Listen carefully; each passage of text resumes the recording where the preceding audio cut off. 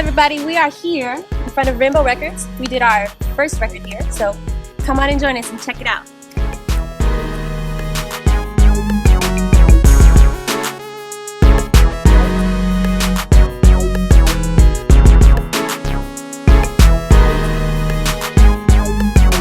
Nice to finally meet you in person, Freddie. Hi. Hi. Nice to meet you. These are pretty neat. These are cardboard discs that were essentially they're recordings. They're recordings that were done in the wartime days. Yeah, these are pretty cool too. So that's kind of how they got their startup. They started making a lot of these things. This is kind of the coolest part of it all. Yeah, which one? Wait. Here's our stamp there. That's where it makes, you know, we're the oldest pressing plant recording in the U.S. according to the documentation out there of like pressing plants. Rainbow, Mr. Brown, that started the company. He was the mastermind and loved records. This was what he thought of doing first, and then it moved on to pressing actual vinyl records. This was the highest made record of all time, supposedly. Oh, this was on the box? 30 million of these were made. What? And Rainbow made those. 30 million back then? Back then, that's right. This is Mr. Brown. He's the man that started it all. So, quite a lot of copies. That's how many were made. And we still press the Chronic a lot. That's the big one. We still press a lot. Yeah, I've seen a lot of you guys catalog. Crazy. Man, I have my record deals. Yeah. So we're making sure all the artwork is ready for your record label. There's no weird mistakes on there, or right. Make sure the size is big enough. Or excuse me, we're actually going to start at the end of the plant. Okay.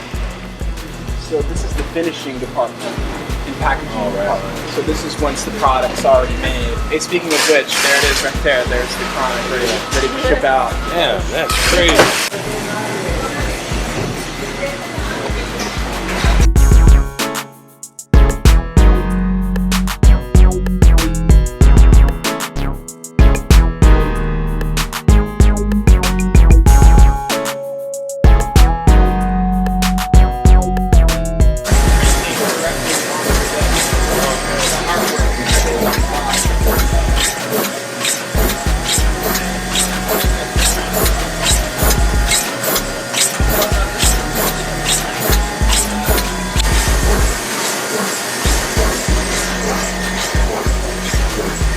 Inject the actual molding that causes it to be playable. So this is instead of it being pressed of the master. Correct. And then They fill it in. Where's that? You can see it here.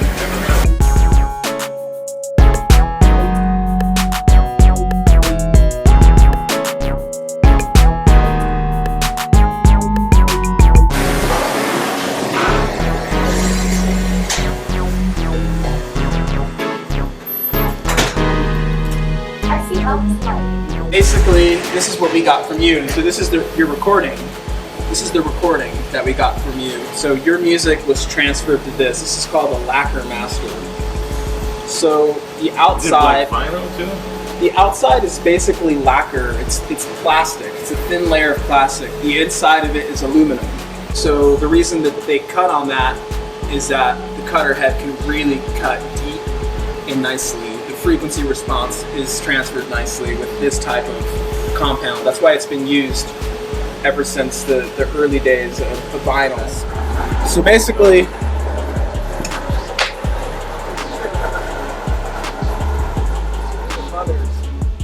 these are for me. So it says, if you see, that's me here to listen. So I have to listen to these and make sure they're up to snuff before we make stampers.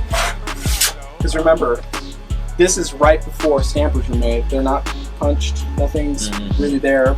So once I audition these and they pass the test, then I can sign and say these are okay to go.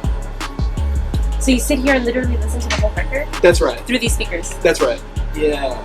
So I have to eyeball center these things because there's no center. Oh, damn. How do you lock it in? We have here what's called adapter. Oh. Yeah, so we just kind of go like this.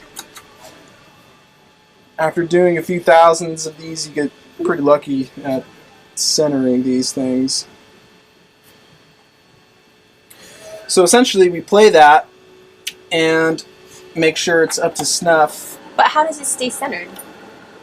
We clamp it. Okay, that's what I wanted to see. Right. We clamp it down and then... But you eyeball it first and then you put that on? That's right. I have to eyeball center it. That's right.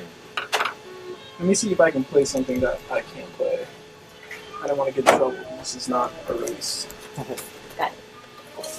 Appreciate you taking the time. Yeah, thank you for showing this. Oh, you got it. So this is your office right here. Yeah, this is where I'm Nice. usually listening to records and test pressing these. And How did you have a lot to always go through, like constant work?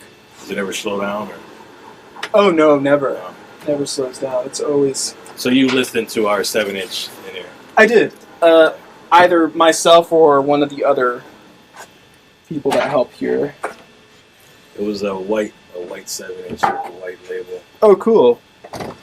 I've been here for 5 years already. But it's funny, I remembered yours. Oh, for real? I did. I was like, because I remember talking to you. Yeah. I think we yeah, talked on the Yeah, phone. when we were in Hawaii, I was in Hawaii. That's right. And you were talking about, the The spacing. You want a different spacing. So this, I believe I'm allowed to play. I don't think we'll be in trouble if I play this. I think this is a dub record, too. An old reggae dub record. If I'm not mistaken. I could be mistaken. So I look at the outer diameter line here. You see how it looks like it's not moving? It's not swaying back and forth?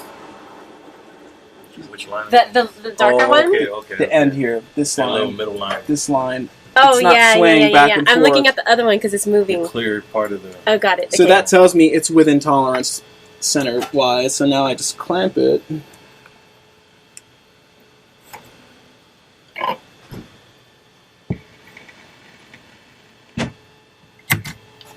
And let her rip. En la 2 se van a poner una voz de blanco ya casi sí, okay. De 300 para que tú la regalas. So this needle here, you have the left, and then you have the right. It's on the cutting head. That's on the cutter head, correct. So basically what happens is, on each end of the cutter head, just as really easy explaining, these are speakers. So the speakers excite this needle to go north and south pole, and it literally etches, it literally draws sound based off of what's happening at the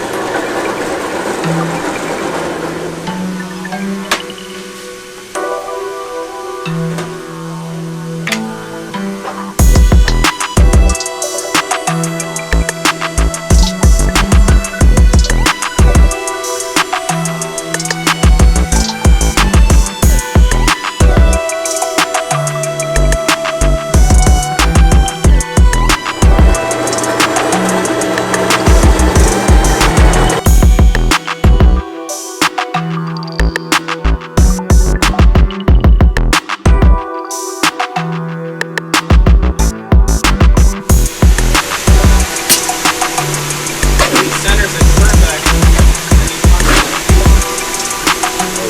perfect.